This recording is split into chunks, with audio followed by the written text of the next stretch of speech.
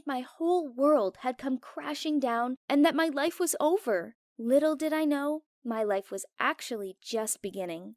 Tom and I had been dating for 3 years, and I knew we'd get married one day.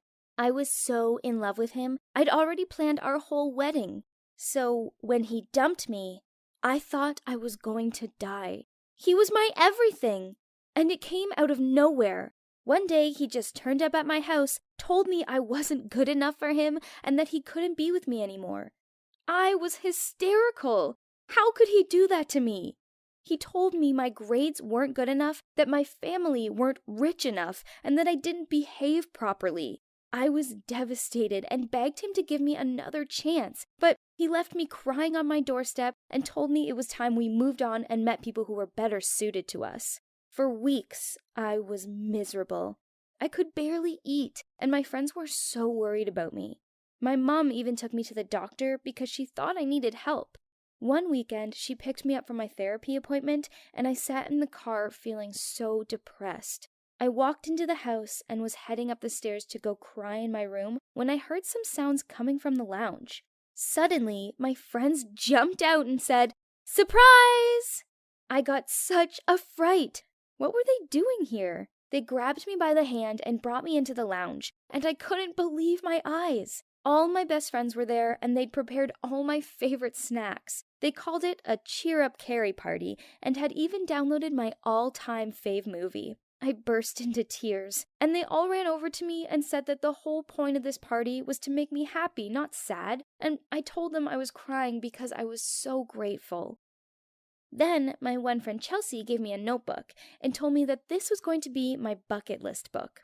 She told me to write down all the things I'd wanted to do, but had not had a chance to because of Tom. "What do you mean?" I asked. Then Chelsea gave me a weird look and said, well, Tom banned you from doing so many things. He was controlling you, Carrie. Honestly, you're better off without him." I sat there confused, and then I started to realize she was right. Because of him, I'd tried to change who I was. I mean, when was the last time I just let loose? When was the last time I ate fast food? Tom had made me follow a strict diet like him. No carbs, no sugar, no alcohol. No fun, basically. So I made the list. Once I got started, I couldn't stop. There were so many things I wanted to do. And deep down, I knew they'd make me happy. I just didn't realize how happy they'd make me. After I made the list, my friends made me close my eyes and point at someone. That person would be the one to join me on my bucket list adventure. Well, well, well. As if my finger landed on the one boy in the room. My friend Aiden. We'd been friends since we were kids, and I felt weirdly happy that he was the one who joined me for this. First up was cutting my hair. Tom had made me keep it long because he said good girls had long hair. I wanted short hair, and I wanted to dye it blue, and that's exactly what I did. Aiden chopped it all off, and then we went to the hair salon to get them to clean it up and dye it. I almost screamed with joy when I saw my new look. I looked so flippin' cool, and Aiden kept looking at me and smiling. "You look so beautiful," he said, and I blushed. Then we went straight to McDonald's and ate all the fast food we could stomach. I felt so light for the first time in years. I didn't care if the burgers made me gain a few pounds. It was worth it. We even filmed me eating 3 burgers and posted them online. I hoped Tom saw. I was finally starting to feel like myself again. One by one, we ticked off all the adventures on my list, and after a few weeks, we got to the last one, dipping in the river on a full moon night.